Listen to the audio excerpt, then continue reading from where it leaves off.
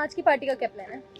आज मैं सोची थी मूवी देखने चलते हैं, अब तो रोज ही जाते हैं, इस बार मूवी चलते हैं। माँ चेतना, रूबी तू तू यहाँ क्या कर रही है? तुम दोनों गांव से कब आए?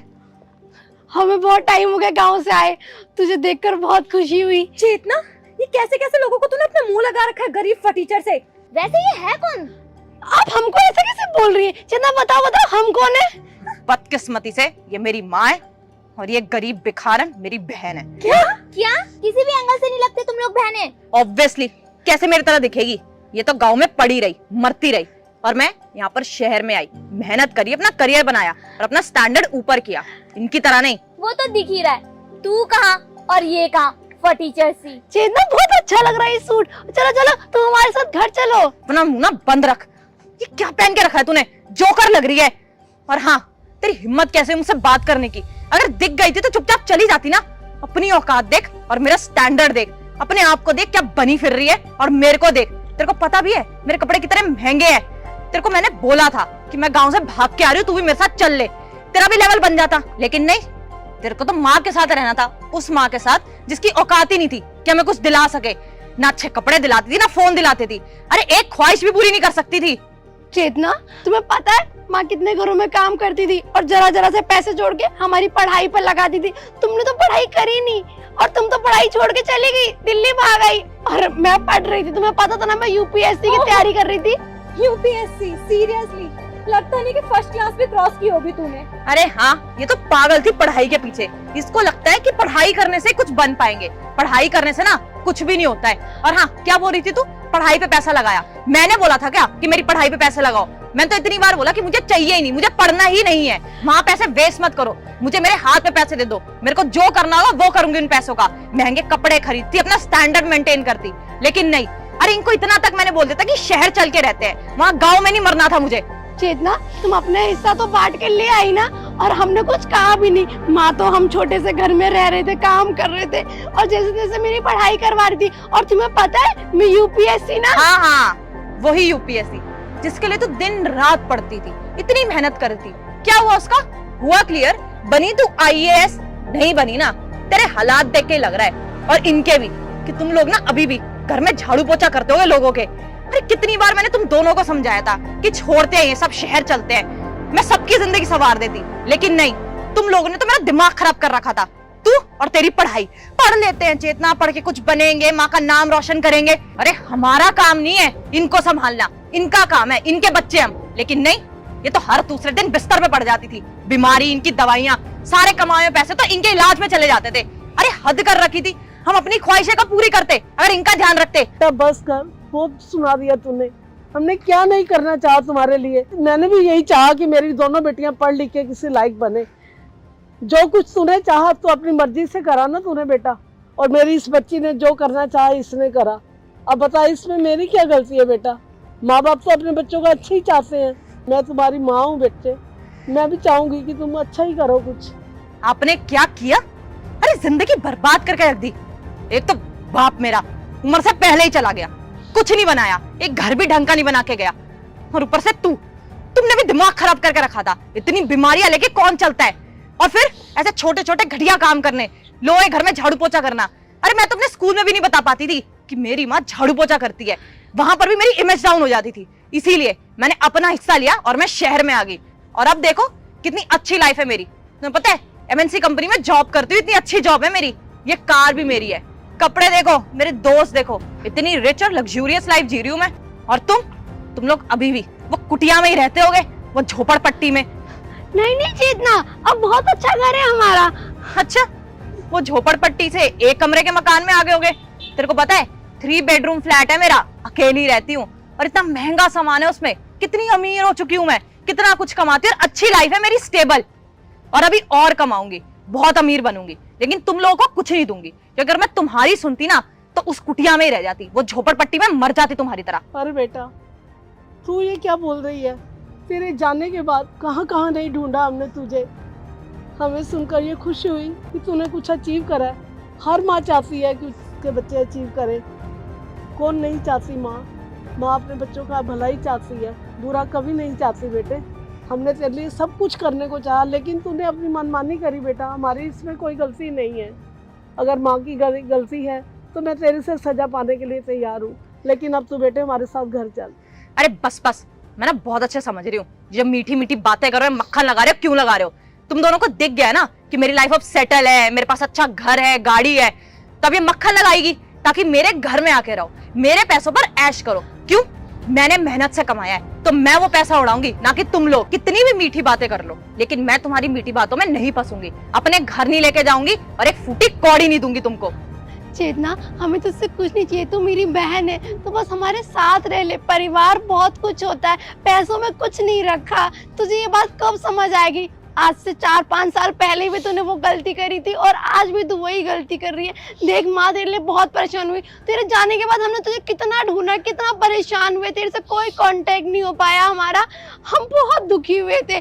आज तुझे देख के सच में दिल में बहुत खुशी हुई है। प्लीज बहन, घर चल ले। अरे बस करो, बहुत होगी तुम दोनों की नौटंकी। मैंने बोल दिया ना कि मैंने तुम लोगों के साथ नहीं रहना है। और तू क्या चाहती है?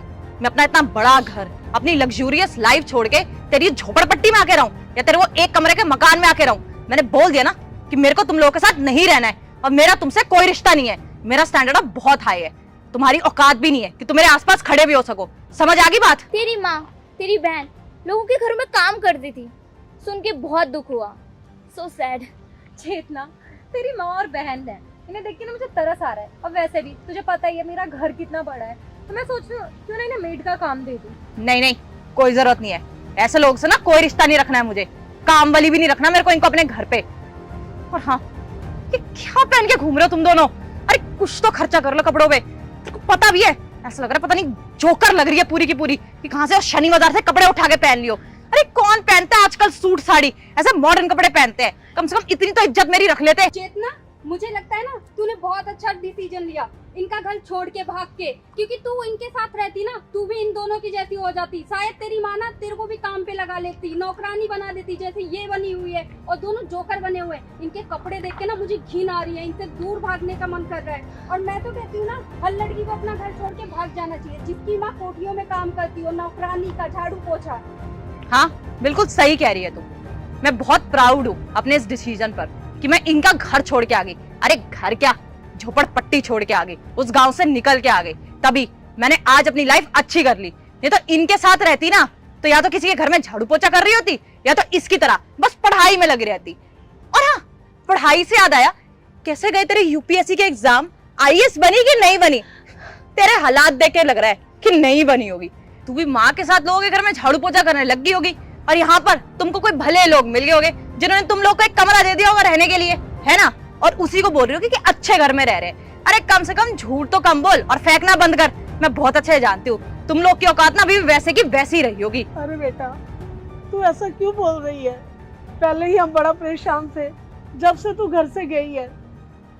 तूने हमारे जख्मों पर नमक डाल दिया है। हमने तो सोचा हमारी बेटी हमें मिल गई है और हम अपने पुराने दर्द को भूल जाएंगे। यार आंटी, कितना मेलोड्रामा करते हो ना आप लोग। उल्टा आप लोगों को देख के ना मुझे चेतना पे तरस आता है कि आपने उसकी जिंदगी कैसी बना दी है। एक मेरे माँ बाप हैं जो मेरी खुशियाँ ना मेरे बोलने से पहले पूरी कर देते हैं, और एक आप लोग हैं जिन्होंने इसकी खुशियों पे ग्रांड लगा रखा है। खुद सेल्फ मेड है, अपने पैरों पे खड़े होकर कुछ करना चाहती है, तो इसमें भी आप लोगों को प्रॉब्लम है। वो सेल्फ मेड है तो उसमें दिक्कत ही क्या है? अरे इतने बड़े दिल्ली जैसे शहर में वो लड़की अकेली रह रही है, उल्टा आप लोगों को तो गर्व होना चाहिए उसके ऊपर। नहीं, आप लोग तो उल्टा उसको ताने कस रहे हो। अरे शर्म आनी चाहिए, कैसे माँ बाप हो आप लोग? डूब के मर जाओ कहीं।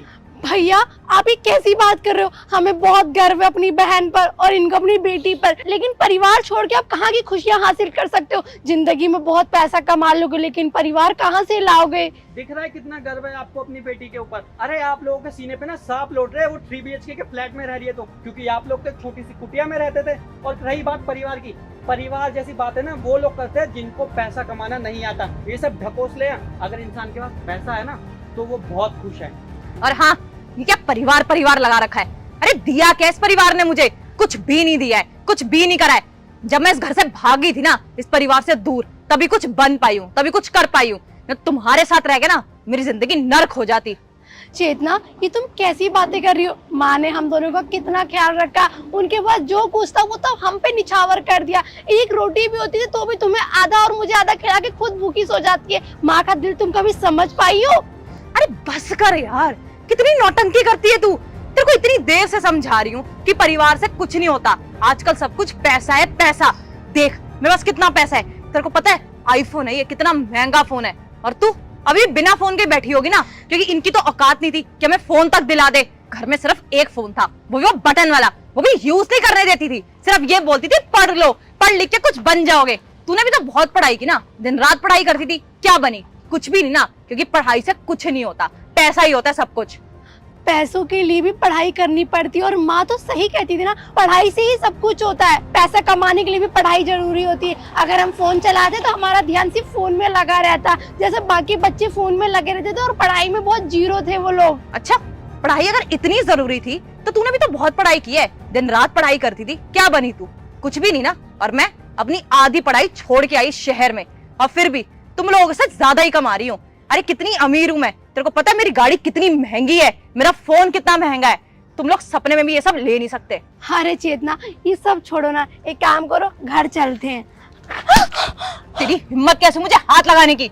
इतनी देर से तुम लोग को समझा रही हूँ कि अब तुम्हारी औकात नहीं है कि तुम मेरे साथ कोई रिश्तेदारी रखो। इतनी देर से बोल रही हूँ निकलो यहाँ से, मेरी बेइज्जती करा रहे हो, लेकिन तुम लोग को समझ नहीं आती है।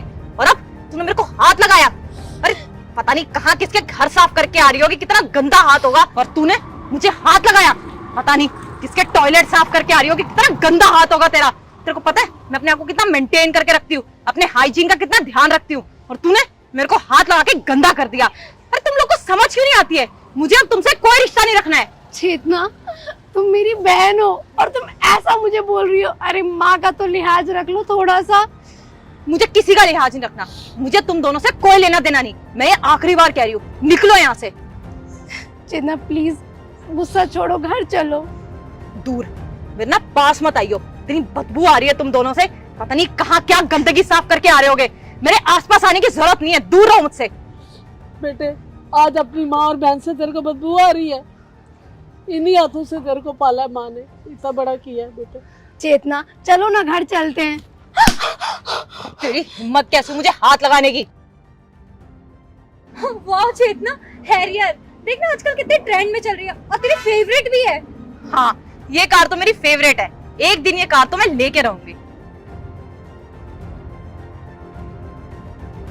बट इसमें जैन सर। चलिए मैडम, मैं गाड़ी ले आया। आप लोग इसको मैम क्यों बोल रहे हो? मैम ना बोले तो और क्या बोले?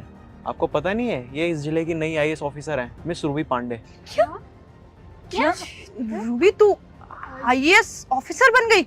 हाँ, बहुत प्यार से और बहुत आराम से तुम्हें समझाने की कोशिश कर रही थी कि मेहनत एक दिन रंग जरूर लाती है। अगर आप किसी काम में पूरे दिल से और पूरे लगन से लगे रहोगे तो जरूर हासिल कर लोगे उस मुकाम को। और मैं लगी थी, मेरी माँ की मेहनत में कैसे नहीं रंग लेकर आती। ऑफिसर, आप एक काम करिए, ये सामान गाड़ी में रख दीजिए और माँ को बैठाइए, मैं आती हूँ।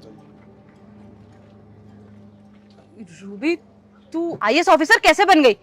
हमारे पास तो बेसिक फैसिलिटीज भी नहीं थी, माँ के पास पैसे नहीं थे, इतने गरीब से गवर्नमेंट स्कूल में पढ़ाती थी, वहां पढ़ के तू आईएएस ऑफिसर कैसे बन सकती है? तुम्हें पता होगा चेतना, कॉलेज और स्कूल में फर्स्ट रैंक लाने पे स्कॉलरशिप मिलती है, और मुझे स्कॉलरशिप मिली थी, और उसी से मैंने अपनी पढ़ाई कंटिन्यू करी और मेहनत करी, दिन रात एक लगाया।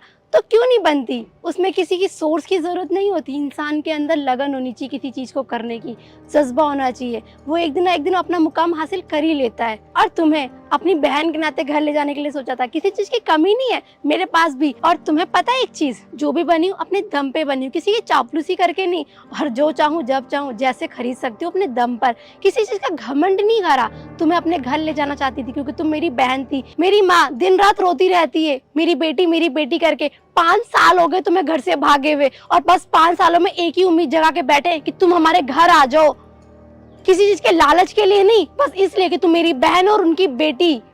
एक इंसान, एक सदस्य घर का निकल जाता तो पता है ना कितना दर्द होता है, उसकी कमी कभी वो पैसा पूरी नहीं कर सकता। रूबी प्लीज मुझे माफ कर दो, मुझसे बहुत बड़ी गलती हो गई, लेकिन मैं बहुत खुश हूँ कि तुम आईएएस ऑफिसर बन गई। और मुझे तुम पे पूरा विश्वास था, पूरे रात दिन तुम इतनी मेहनत करती थी, इतना पढ़ती थी, तुम्हें तो आईएएस ऑफिसर बनना ही था। लेकिन तुम जानती थी ना मुझे पढ़ाई करना पसंद ही नहीं था, इसलिए बस मैं घर छोड़ के भाग आई। लेकिन मैं अभी भी तुमसे और माँ से बहुत प्यार करती हूँ। चेतना, ये प्यार आधे घंटे पहले तक मुझे क्यों नहीं नजर आ रहा था? जब हम तुम्हारे आगे गिड़गिड़ा रहे थे, रो रहे थे कि हमारे घर चल लो, तो तुम्हें क्या लग रहा था कि झोपड़पट्टी में जाओगी? अरे तुम्हारा 3 BH का घर हो या 10 BH का, मुझे उससे कोई लेना देना नहीं है। मैं जब जैसा चाहूँ वैसा घर खरीद सकती हूँ यार, किसी चीज की कोई कमी नहीं है। तू मेरी बहन है, इसलिए तेरे पास आई थी, तेरे लिए आगे अपना हाथ बढ़ाया था और तूने तो मुझ पे हाथ उठा दिया। कोई और होता तो उसे अभी जेल पहुंचा देती, एक ऑन ड्यूटी ऑफिसर के ऊपर हाथ उठाने के जुल्म में। लेकिन तुम मेरी बहन हो, इसलिए माफ कर रही हूँ। और हाँ, खुश रहो और कभी याद आए तो घर चली आना। इसी पीछे द्वारका सेक्टर 12 में TDA फ्लैट पे रहती हूँ। Ruby, Ruby